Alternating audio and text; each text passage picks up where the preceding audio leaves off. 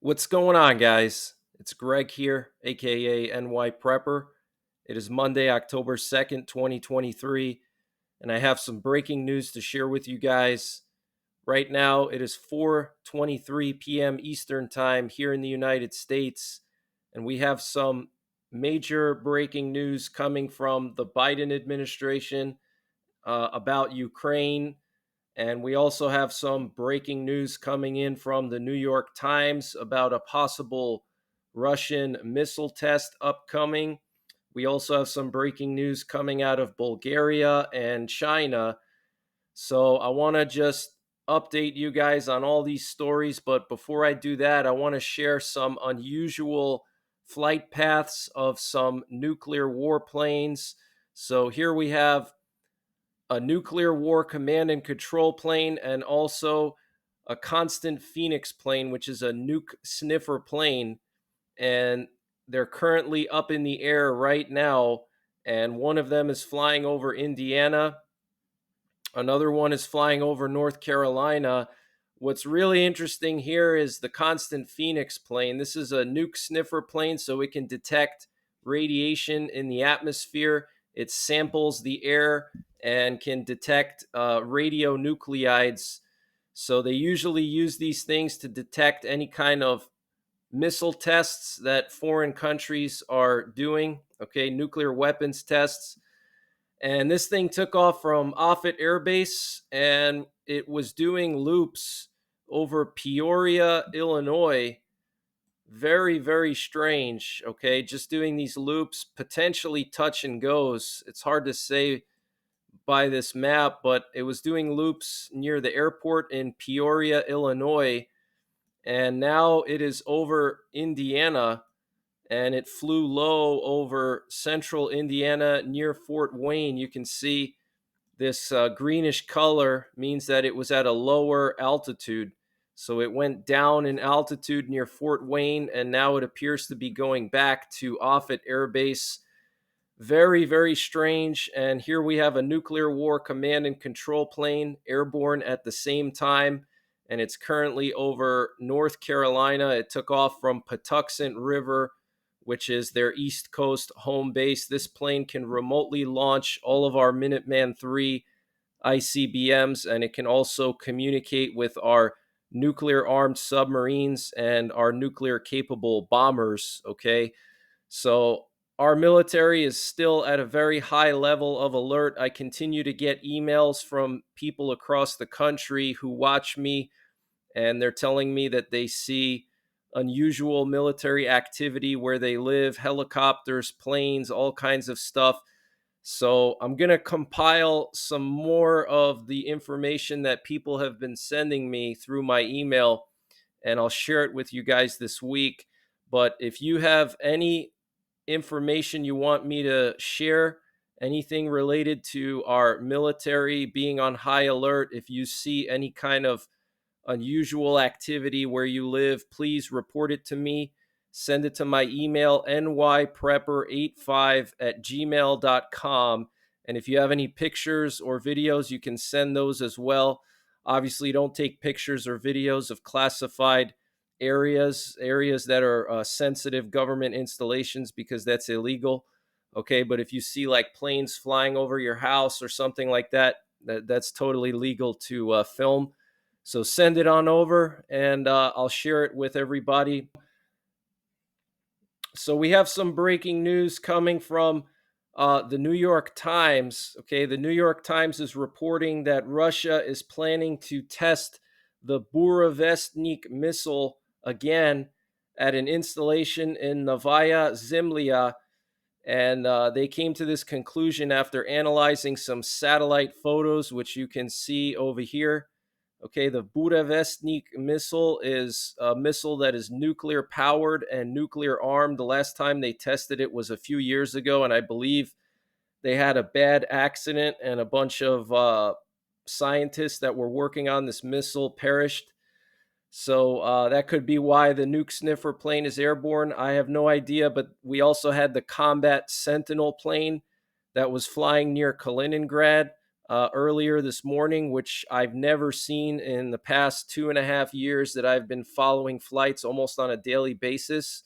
The Combat Sentinel plane is a recon plane that is a high priority recon plane that sends information to our top generals and the president.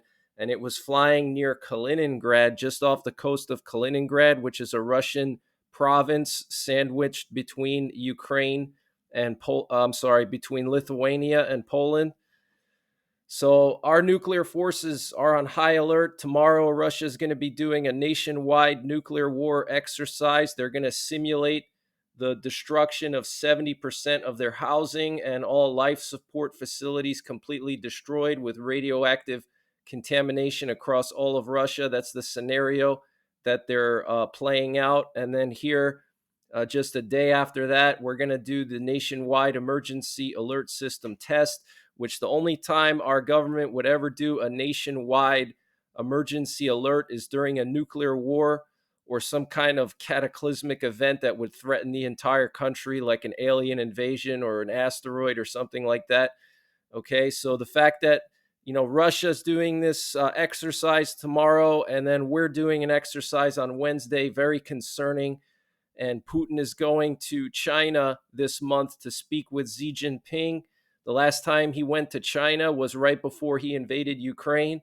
So it's a little bit ominous. I don't know what they're going to talk about. Are they going to talk about invading Taiwan? Are they going to talk about using nukes on Ukraine?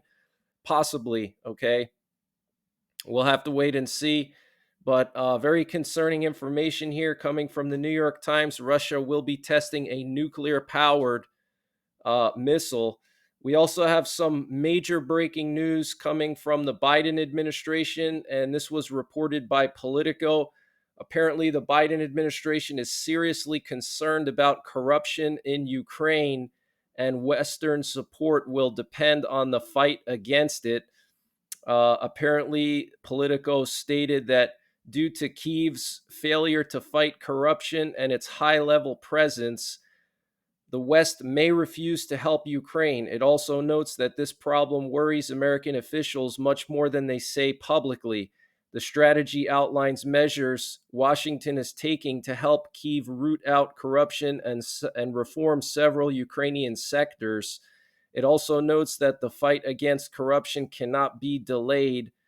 The public version of the strategy was quietly published on the U.S. State Department website. Okay, so there is a strategy right now that the Biden administration is implementing to help fight corruption in Ukraine. And they are secretly doing this, and apparently Biden is concerned about it. So we'll have to wait and see what happens. Hopefully Ukraine can get that sorted out. And we also have some breaking news coming from Bulgaria. Bulgaria is going to close its borders to any cars with Russian license plates. By the end of the day, Bulgaria will stop the entry of Russian cars into the territory of the country, said the director of the Border Police of Bulgaria, Anton Zlatanov. And Bulgaria joins a long list of countries that have recently banned the entry of Russian cars, which includes Latvia, Estonia, Lithuania, Norway, Finland, Poland, okay, and now Bulgaria. All these countries banning Russian cars. We also had a drone attack on Russia over the weekend. There was a drone attack on Sochi and also Smolensk, which is in western Russia, close to Belarus. Here we have some video footage coming out of the Sochi area. You can see this suicide drone flying through the air, probably Ukrainian. I can't see who else would send a suicide drone into Sochi. So Ukraine is continuing to attack Russia behind enemy lines. And I think the main event of this counterattack that everybody's been waiting for is about to come. We also have some breaking news coming from China. Apparently, there were some unusual loud sounds heard in various parts of China, specifically in Mianyang, Sichuan, Xi'an, and Shaanxi. Nobody knows what these noises were. Some people thought they might have been explosions.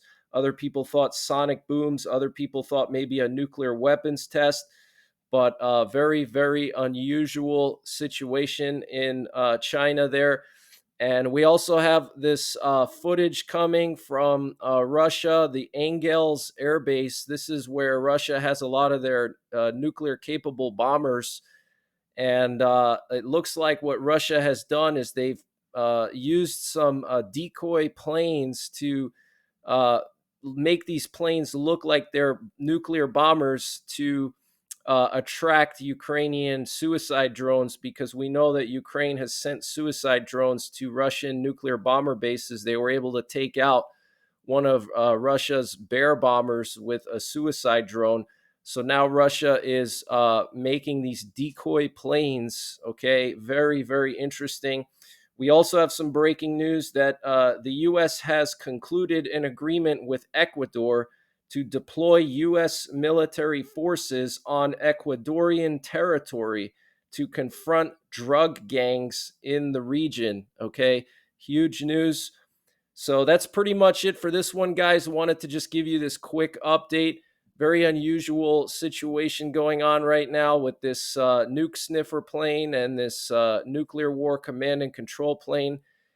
I will keep you guys updated. I might do another update later on this evening, so stay tuned for that. And other than that, I wanted to just quickly mention that Thursday night I will be going live, and I'm going to have a special guest. His name is Paul from Off Grid Desert Farming. Some of you guys may know who he is. I'm going to ask him some questions. We're going to pick his brain a little bit, see what he thinks about the coming weeks and months, what to expect in the European theater, and various other topics. So check that out. And other than that, take care. God bless. And don't forget the 3 Ps: prepare, practice, and persevere.